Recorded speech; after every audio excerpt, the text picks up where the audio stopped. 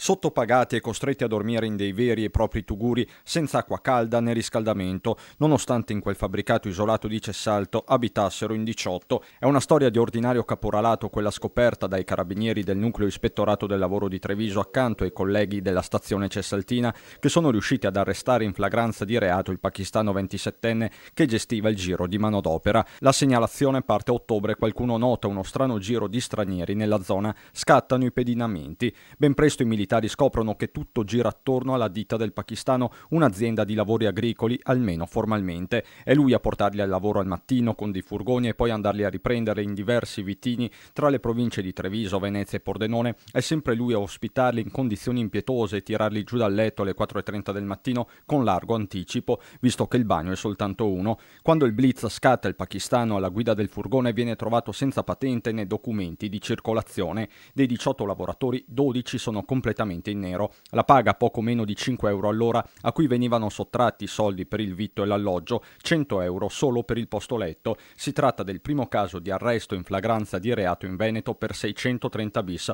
ovvero caporalato. È un fenomeno che noi stiamo seguendo perché è necessario che non si debba pensare che sia riconducibile solo ad alcune zone del territorio nazionale. Dopo essere stati rifocillati dagli stessi carabinieri, i pakistani richiedenti asilo si trovano ancora nella zona di Cessalto. Premesso che si sono dimostrati collaborativi con noi, anzi hanno ringraziato l'istituzione per l'intervento fatto, comunque sì, adesso il problema loro è trovare un lavoro giusto e giustamente retribuito.